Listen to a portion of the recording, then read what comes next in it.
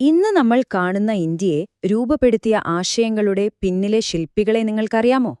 19ാം നൂറ്റാണ്ടിലും 20ാം നൂറ്റാണ്ടിലും വെറും നേതാക്കൾ എന്നതിലുപരി ഒരു പുതിയ ഇന്ത്യയെ സ്വപ്നം കണ്ട ചില ദീർഘദർശികളുണ്ടായിരുന്നു. നമുക്ക് അവരുടെ കഥകളിലേക്ക് ഒന്നിറങ്ങിച്ചെല്ലാം. അതൊരു വലിയ ചോദ്യമാണല്ലേ? ഇതിന് ഒറ്റവാക്കിൽ ഒരു ഉത്തരമില്ല. ഇന്ത്യയുടെ ആത്മാവിനെ തന്നെ പുനർനിർമ്മിക്കാൻ ശ്രമിച്ച ഒരുപാട് പേരുണ്ട്. അവരിൽ വളരെ പ്രധാനപ്പെട്ട 4 പേരെ നമുക്ക് ആദ്യമൊന്ന് പരിചയപ്പെടാം. ആദ്യത്തെ പേര് ജ്യോതിബ ഫൂലെ. ഒരുപക്ഷെ നിങ്ങൾ കേട്ടിട്ടുണ്ടാവും. സാമൂഹിക നീതിക്ക് വേണ്ടി പോരാടിയ ആദ്യത്തെ പോരാളികളിൽ ഒരാൾ. അടിച്ചമർത്തപ്പെട്ടവരുടെയെല്ലാം ശബ്ദമായി മാറിയ ഒരു മനുഷ്യൻ. പിന്നീട് വരുന്നത് ബാലഗംഗാധര തിലകൻ. ദേശീയതയുടെ ആ തീപ്പൊരി ഇന്ത്യയുടെ മുക്കിലും മൂലയിലും എത്തിച്ച ബ്രിട്ടീഷുകാരുടെയെല്ലാം ഉറക്കം കെടുത്തിയ ആ വലിയ നേതാവ്. അടുത്തത് വി രാമസ്വാമി നായ്ക്കർ. ദക്ഷിണേന്ത്യയിൽ സ്വാഭിമാനത്തിന്റെ ഒരു കൊടുങ്കാറ്റു തന്നെ അഴിച്ചുവിട്ട് പെരിയൂർ എന്ന് എല്ലാവരും സ്നേഹത്തോടെ വിളിച്ച ആ വിപ്ലവകാരി. പിന്നെ ഡോക്ടർ ബി.ആർ. അംബേദ്കർ. നിയമത്തിന്റെ ശക്തി ഉപയോഗിച്ച് നമ്മുടെ സമൂഹത്തെ അടിമുടി മാറ്റാൻ ശ്രമിച്ച ആധുനിക ഇന്ത്യയുടെ ശില്പികളിൽ ഒരാൾ. പക്ഷെ ഓർക്കണം, ഈ പേരുകൾ ഒരു തുടക്കം മാത്രമാണ്. ഇവരുടെയൊക്കെ ആശയങ്ങൾ എങ്ങനെയാണ് ഇന്നത്തെ ഇന്ത്യയെ രൂപപ്പെടുത്തിയത്? നമുക്ക് കുറച്ചുകൂടി ആഴത്തിലൊന്ന് നോക്കാം. അപ്പോ നമ്മുടെ ഈ യാത്ര തുടങ്ങുന്നത് സത്യം തേടിയിറങ്ങിയ ഫൂലെയിൽ നിന്നാണ്. അവിടെ നിന്ന് നമ്മൾ നേരെ പോകുന്നത് ദേശീയതയുടെ തീവ്രമുഖമായ തിലകനിലേക്കാണ്. പിന്നെ ഇന്ത്യൻ സ്ത്രീകളുടെ അവകാശങ്ങൾക്കായി പോരാടിയവരെ നമ്മൾ കാണും. അതുപോലെ ജാതിവ്യവസ്ഥയെ കടന്നാക്രമിച്ചവരെയും. അവസാനം ഈ ആശയങ്ങളെല്ലാം എങ്ങനെയാണ് വലിയ പ്രസ്ഥാനങ്ങളായി മാറിയതെന്ന് നോക്കി നമുക്ക് ഈ ചർച്ച അവസാനിപ്പിക്കാം. അപ്പോ നമുക്ക് തുടങ്ങാം. നമ്മുടെ ആദ്യത്തെ വ്യക്തി ജ്യോതിബ ഫൂലെ. സാമൂഹിക പരിഷ്കരണ രംഗത്ത് ഒരുപക്ഷെ ഒരു അടിസ്ഥാന ശില എന്ന് തന്നെ പറയാവുന്ന അടിച്ചമർത്തപ്പെട്ടവരുടെയെല്ലാം ശക്തനായ ഒരു വക്താവായിരുന്നു അദ്ദേഹം. അദ്ദേഹത്തിന്റെ ഏറ്റവും പ്രധാനപ്പെട്ട ഒരു സംഭാവന എന്താണെന്ന് ചോദിച്ചാൽ അത് 1873 സ്ഥാപിച്ച സത്യശോധക് സമാജാണ്. എന്തായിരുന്നു ഇതിന്റെ പ്രധാന ലക്ഷ്യം? വളരെ സിമ്പിളാണ്. അന്നത്തെ പുരോഹിതന്മാരുടെ ആധിപത്യത്തെ ചോദ്യം ചെയ്യുക, പിന്നോക്ക വിഭാഗങ്ങളുടെ അവകാശങ്ങൾക്കായി ഉറച്ചുനിൽക്കുക. അതുതന്നെ. പക്ഷേ അദ്ദേഹത്തിന്റെ ആശയങ്ങൾ വെറും പ്രസംഗങ്ങളിലെ മാത്രം ഒതുങ്ങിയില്ല കേട്ടോ. ഗുലാംഗിരി, തൃതീയ രത്ന തുടങ്ങിയ പുസ്തകങ്ങളിലൂടെ അദ്ദേഹം അന്ന് നിലവിലുണ്ടായിരുന്ന സാമൂഹിക വ്യവസ്ഥയെ ശരിക്കും കടന്നാക്രമിച്ചു. ആ പേരുകൾ തന്നെ കേട്ടില്ലേ എത്ര ശക്തമാണെന്ന്. ഇനി നമ്മൾ കാണാൻ പോകുന്ന ഈ വാക്ക് ദളിത്. ഇതിനു പിന്നിൽ വലിയൊരു ചരിത്രമുണ്ട്. അതെ, നിങ്ങൾ കേട്ടത് ശരിയാണ്. അടിച്ചമർത്തപ്പെട്ട ഒരു വലിയ വിഭാഗത്തിന് ഒരു ഐഡന്റിറ്റി നൽകാനായി ദളിത് എന്ന വാക്ക് ആദ്യമായി ഉപയോഗിച്ചത് ജ്യോതിബ ഫൂലെയായിരുന്നു. ഒന്ന് ആലോചിച്ചു നോക്കൂ, അദ്ദേഹത്തിന്റെ ആ ഒരു സംഭാവന നമ്മുടെ ചരിത്രത്തെയും ഇന്നത്തെ രാഷ്ട്രീയത്തെയും എത്രമാത്രം സ്വാധീനിച്ചു എന്നുള്ളത്. ശരി, ഇനി നമുക്ക് അടുത്ത ആളിലേക്ക് കടക്കാം. ബാലഗംഗാധര തിലകൻ. ഇന്ത്യയുടെ സ്വാതന്ത്ര്യസമരത്തിലെ ഒരു അധികായൻ എന്ന് തന്നെ പറയാം. തന്റെ തീവ്രമായ ഒരു വിട്ടുവീഴ്ചയുമില്ലാത്ത നിലപാടുകൾക്ക് അദ്ദേഹം ശരിക്കും പേരുകേട്ടയാളായിരുന്നു. തിലകനെ ആളുകൾ എങ്ങനെയാണ് കണ്ടിരുന്നത് എന്നതിലെ ഈ ഒരു വ്യത്യാസം നോക്കിയേ. നമ്മൾ ഇന്ത്യക്കാർ അദ്ദേഹത്തെ ലോക്മാന്യൻ, അതായത് ജനങ്ങൾ അംഗീകരിച്ചവൻ എന്ന് സ്നേഹത്തോടെ വിളിച്ചപ്പോൾ ബ്രിട്ടീഷുകാർക്ക് അദ്ദേഹം ആരായിരുന്നു? ഇന്ത്യൻ അസ്വസ്ഥതയുടെ പിതാവ്. ഇതിൽ നിന്ന് തന്നെ മനസ്സിലാക്കാം അദ്ദേഹത്തിന്റെ സ്വാധീനം എത്ര വലുതായിരുന്നു എന്ന്, അല്ലേ? തന്റെ ആശയങ്ങൾ ജനങ്ങളിലേക്ക് എത്തിക്കാൻ അദ്ദേഹം പത്രങ്ങളെ ഒരു വലിയ ആയുധമാക്കി. കേസരി മറാഠി ഭാഷയിലും മറാഠ എന്ന പത്രം ഇംഗ്ലീഷിലുമായിരുന്നു. ഇത് ചിലപ്പോൾ കൺഫ്യൂഷനുണ്ടാക്കും. പക്ഷെ ഒരു എളുപ്പവഴിയുണ്ട്.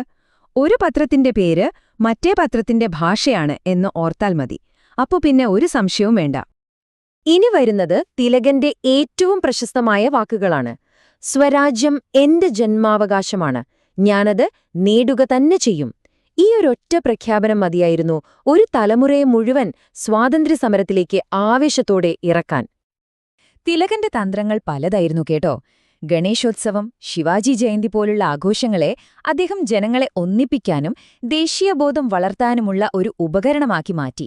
അതുപോലെ വിദ്യാഭ്യാസത്തിന്റെ പ്രാധാന്യം അന്നേ അദ്ദേഹം തിരിച്ചറിഞ്ഞിരുന്നു. അങ്ങനെയാണ് ഡെക്കൻ എഡ്യൂക്കേഷൻ സൊസൈറ്റി സ്ഥാപിക്കുന്നത്. ഒടുവിൽ 1916 ഹോം റൂൾ ലീഗിന് നേതൃത്വം നൽകിക്കൊണ്ട് രാഷ്ട്രീയ സ്വാതന്ത്ര്യത്തിനായി വളരെ ശക്തമായി തന്നെ അദ്ദേഹം വാദിച്ചു. ഇതുവരെ നമ്മൾ കണ്ടത് ഫൂലെയെയും തിലകനെയുമാണ്. ഇനി നമ്മുടെ ശ്രദ്ധ കുറച്ചൊന്നും മാറ്റാം. ഇന്ത്യൻ സ്ത്രീകളുടെ അവകാശങ്ങൾക്കായി ജീവിതം തന്നെ മാറ്റിവെച്ച ചില പ്രധാനപ്പെട്ട പരിഷ്കർത്താക്കളുണ്ട്. അവരിൽ 3 പേരെ നമുക്കടുത്തൊന്ന് അറിയാം. ഈ പട്ടികയിലേക്കൊന്ന് നോക്കിയേ.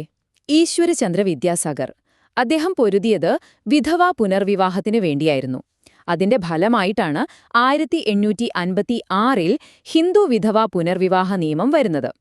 പിന്നെ പണ്ഡിത രമാഭായ്, ശാരദാ സദൻ, ആര്യമഹിളാ സമാജ് എന്നിവയിലൂടെ സ്ത്രീകൾക്ക് അഭയവും വിദ്യാഭ്യാസവും നൽകി.